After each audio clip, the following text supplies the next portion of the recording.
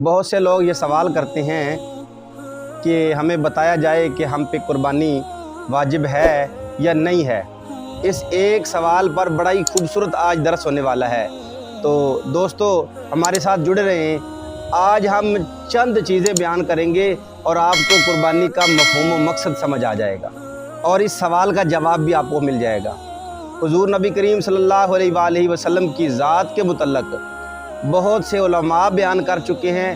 آپ نے بھی سنا ہوگا اور ضرور سنا ہوگا کہ حضور نبی کریم صلی اللہ علیہ وسلم نے کبھی سیر ہو کر کھایا نہیں، اور آپ کے گھر مہینوں تک فاقے رہتے تھے۔ ایسا تو ہم نے سب نے سنا ہے۔ اس پر ایک حدیث بھی سنتے جائیں۔ اما عائشہ صدیقہ رضی اللہ تعالیٰ عنہ فرماتی ہیں کہ کبھی 3 سورج اور 3 چاند ایسے نہ گزرے، ہم نے ایسے نہ دیکھے کہ ہم نے کھایا بھی ہو۔ مطلب کبھی 3 دن اور 3 راتیں مسلسل ہم نہ کھا سکے۔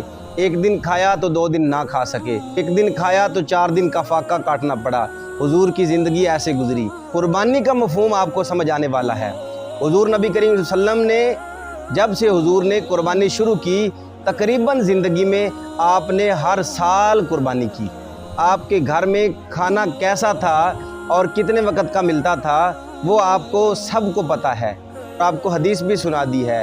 مگر قربانی کی طرف دیکھیں کہ حضور نے تقریباً ہر سال قربانی کی، اور آپ حضور جب سے مکے سے مدینہ ہجرت فرما ہوئے اس وقت سے آپ نے قربانی کی، اور آخری سال تک ہر سال تقریباً قربانی کی، اور حضور 2 قربانیاں کیا کرتے تھے۔ حیران ہوگے کہ 2 قربانیاں کس چیز کی؟ حضور فرماتے تھے ایک میری اور ایک میری امت کے لیے۔ ایک دوسری جگہ فرمایا گیا ہے، حضور فرماتے تھے ایک میری اور میری اہل بیت اور میری امت کے لیے۔ یعنی اس طرح 2 قربانیاں کیا کرتے تھے۔ اور اسی طرح جب حضرت علی کی باری آئی تو حضرت علی بھی 2 ہی قربانیاں کیا کرتے تھے۔ کیسی محبت اور کیسی الفت! پوچھا گیا تو حضرت علی فرماتے ہیں مجھے حضور کی وصیت تھی کہ علی 2 قربانیاں کیا کرنی ہیں، ایک آپ نے اپنی اور ایک میری محمد کی۔ اسی طرح حضرت علی پاک ہمیشہ 2 قربانیاں کیا کرتے تھے، ایک اپنی اور ایک نبی پاک کے نام کی۔ اور حضرت علی کرم اللہ وجہ الکریم کی زندگی بھی دیکھیے۔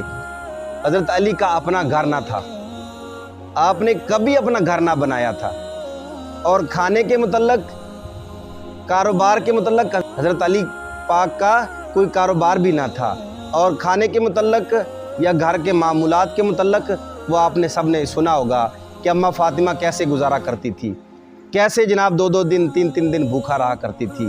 حضور نبی کریم صلی اللہ علیہ وسلم آدھی روٹی یا 1 روٹی بچا کر بھیجا کرتے تھے کہ 3 دن سے میری بیٹی بھوکی ہے، اس کے لیے یہ 1 روٹی بھیجوا دو۔ انہوں نے ہمیں قربانی کا مقصد ہی سمجھا دیا۔